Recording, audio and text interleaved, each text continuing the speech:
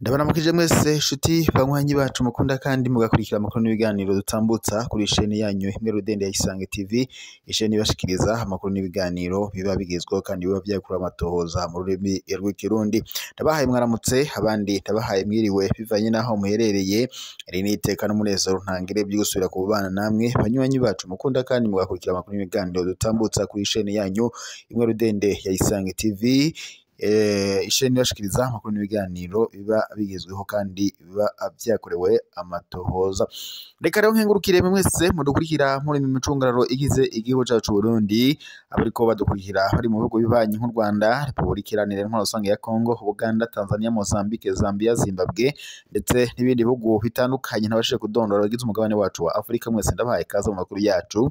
Nitwo kwibagira kandi badukurikira bari mu bihugu bibanyi ndetse n'abari mu makungu kure mwese ndabahaye kaze mu makuru yacu yo muri iki gitondo. Amakuru yo kuri w'Imana igenekerezo rya 21 Nyakanga y'umwaka, akaba rero hari amakuru aba ariko haravugwa mu bisata bitandukanye, haba muri politiki, mu nkino, mu ndero, iperereza hagati y'akazi na muntu, amakungu kure ndetse n'ari makuru yose aba ariko aravugwa ijya nino hatandukanye.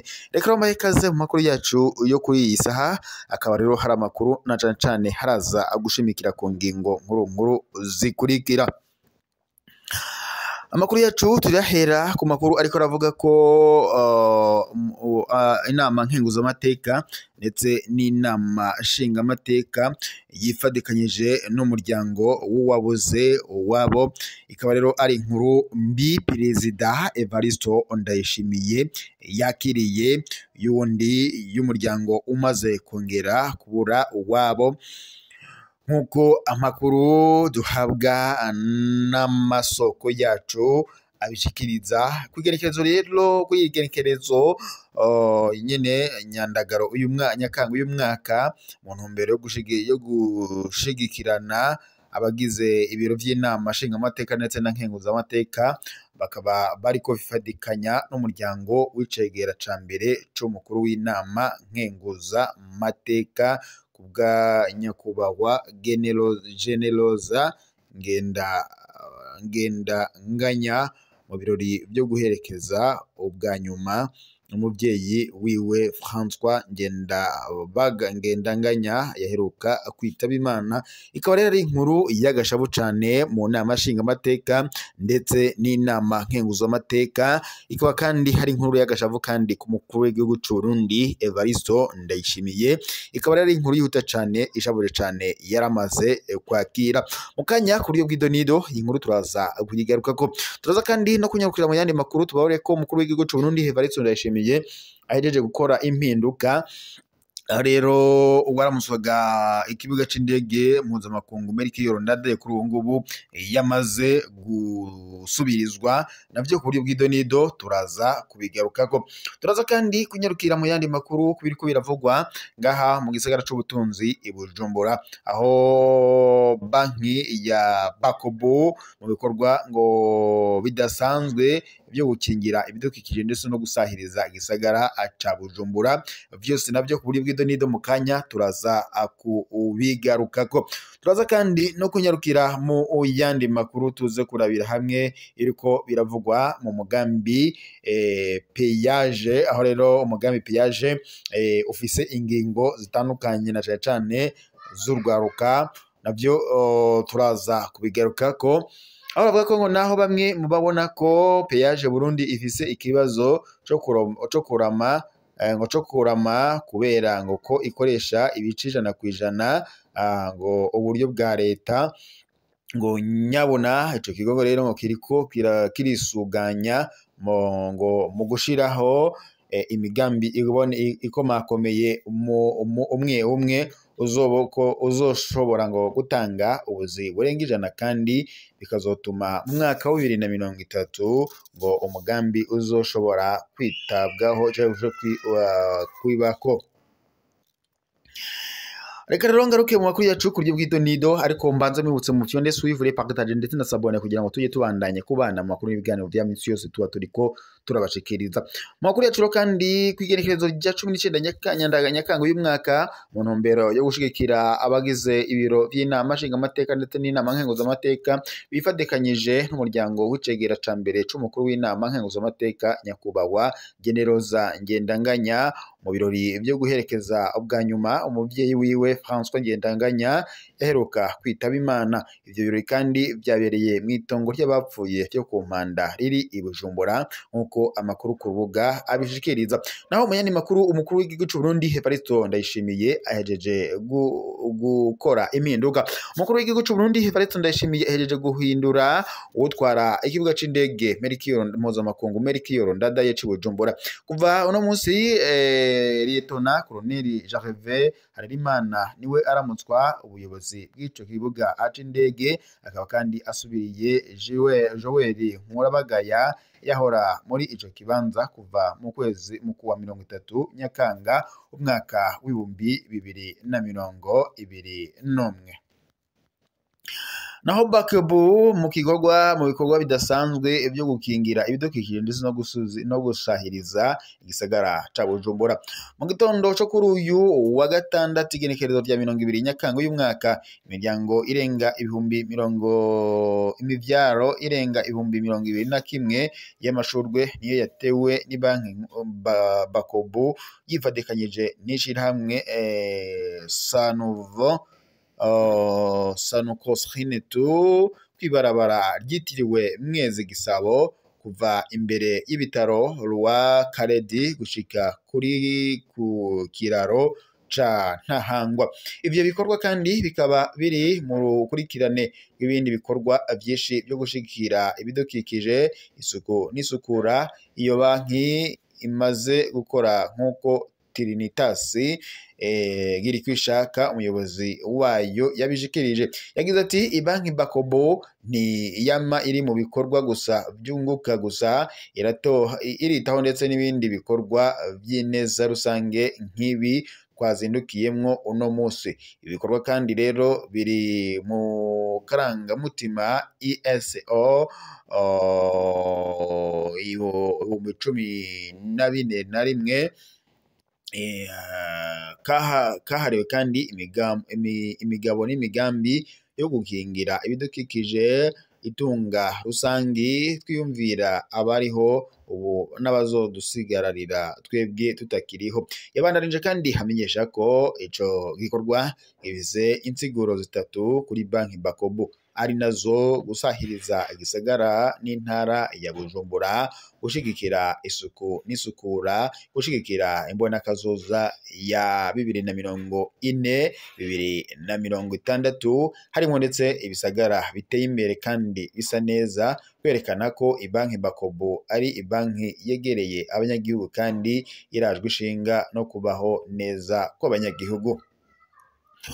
Uyu muyobozi kandi akaba yasozereye amenyesha ko ibanki Bakobo tazohengeshanya gushigikira imigambi yo gukingira ibidukikije, ibikorwa by'isuku ndetse n'isukura hamwe no kwitaho ibikorwa by'ineza rusange y'abanyagihugu.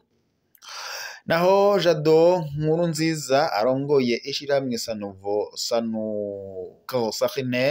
Sanukosrinetu yaramenyesheje ko iki gikorwa ngo cavuye mu okamo batewe n'umukuru w'igihugu c'u Burundi Evariste Ndayishimiye, aho mu nama yagiranye n'urwaruka ngo yabahamagariye kubona ko kuraba kure. Yagize ati umukuru w'igihugu c'u Burundi Evariste Ndayishimiye amaze kudutera kamo twaciye twegera ibanki Bakobo turayereka umugambi dufise wo gusahiriza igihugu ndetse nayo iradushigikira idahigimanze ndetse narirya tumaze imyaka 13 turiko turakorana.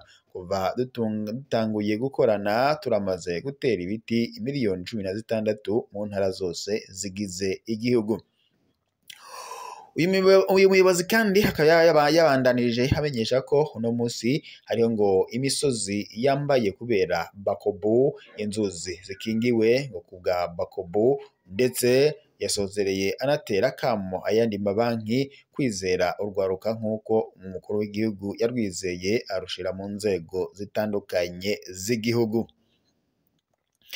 Naho Alegisi Habyarimana musanteri wa komine Ntahangwa yashimiye cane ibanki Bakobo yongera kandi ayikeza ku myaka 65 imaze iriko irakora, yongera kandi aratera kamo ayandi mabanki ndetse n'abari ngaho bose ngo gushigikira ico gikorwa cakozwe kuko aya mashurwe atewe natavomerwa ngo yongere kandi abagarwe neza azokuma ngo gutyo igikorwa cakozwe kibe kibaye ipfa gusa.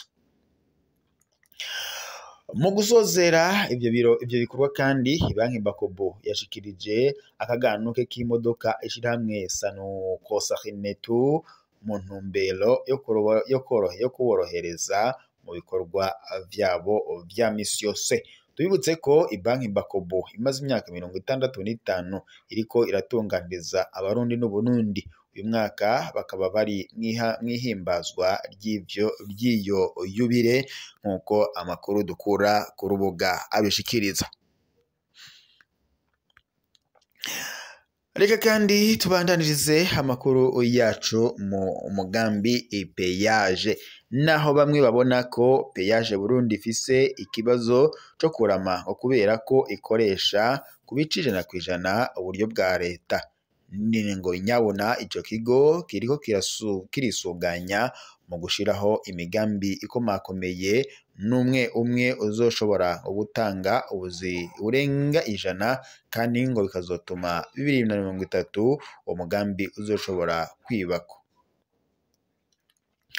Aho rero twovuga nk'umugambi w'ubworozi bw'inkwavu, aho imiliyaridi 3 z'amafaranga y'amarundi ngo zakoreshejwe mu gushiraho ikigo cyo kugwiza imbuto z'inkwavu c'umuyange mu Cibitoke cuguruwe icese na Perezida w'u Burundi Evaristo Ndayishimiye muri Ruhuma umwaka wa 2025.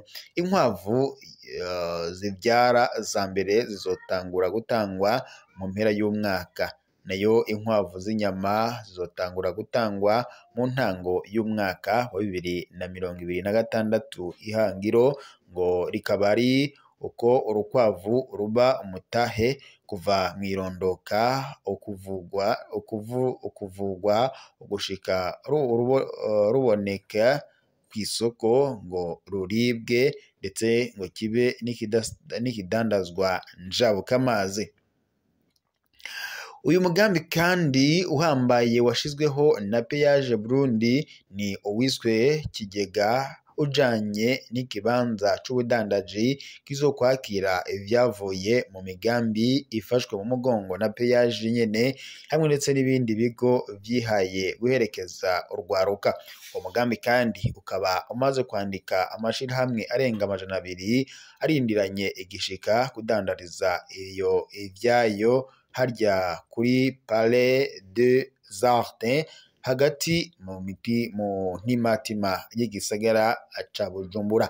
Ico kibanza kandi kizokora amasaha 28 kuri 28 imisi 7 kuri 7 maze abakuzi baba barundi canke abanyamahanga ngo bagure ivyakorewe i Burundi ibizwi nka Made in Burundi. Uyu mugambi kandi ukomeye ujanye no gucuruza ubutare wahora ajejwe imigambi muri Peyaje Burundi ubu akaba ari umushikiranganje mu vyajejwe harimo ubutare n'agataka. Dr Hassan Kibeya yaruguruye icese ku wa 12 Nyakanga uyu mwaka ibikorwa byo gucuruza ubutare bwa casterite muri site ya Shombo mu ntara ya Gitega. Ivyo bikorwa kandi bikaba biriko birakorwa n'amasosiyete y'urwaruka aherekejwe n'ishiramwe Fanareke, bikaba kandi bikurikiranwa n'ikigo c'igihugu kiraba ivy'ubutare OBM. Hambovu y'isite ya Shombo hari n'ayandi masite ndwi ari mu Kirundo, Bubanza, Vyanda, yose ariko arimbwamwo ubutare bwa casterite, ametiste ndetse na koruta. Iyo migambi imikuru yose iri mu bisata 13 byashizwe imbere n'umugambi Peyaje muri iyi myaka 5 iri imbere kugira ngo ishimikire ahari akanyungu ngo kazotuma ubutunzi bw'igihugu ndetse n'imiryango yiyongera nk'uko bivugwa n'umuyobozi wa Peyaje Burundi mu kiganiro yagiranye n'abamenyesha makuru. Reka rero mbashimire mwese mwari kumwe natwe mu makuru n'ibiganiro twariko turabashikiriza kuri iyi saha tubidusoseye ngaha, turaza gusubira makuru araza kuba agezweko. Gusa reka ntere yambu ndetse nanashimire abariko badukurikira bari mu bisagara bitandukanye ngaha mu gihugu cyacu Burundi, abari mu bisagara bitandukanye nyene, amazona atandukanye, uducimbiri bitandukanye byose n'imitumba igize igihugu cyacu Burundi. Ndabashimiye kuba mwari kumwe natwe, kandi ntitworenza ingohe abariko badukurikira bari mu bihugu bibanyi nk'u Rwanda, Congo, Mozambique, Zambia, Zimbabwe, Uganda n'ahandi kwijya nino ku isi hatandukanye nk'abari mu makungu ya kure. Mwese ndabashimiye kuba mwari kumwe natwe mu makuru n'ibiganiro twariko turabashikiriza kuri iyi saha. Reka kandi shimire abariko badukurikira bari ijya nino, turaterwa intege namwe mu bariko muriko murakurikira amakuru n'ibiganiro tuba turiko turabashikiriza. Mu vyonde suivre partage ndetse na sabone kugira ngo tujye tubandanya kubana amakuru n'ibiganiro vya misi yose.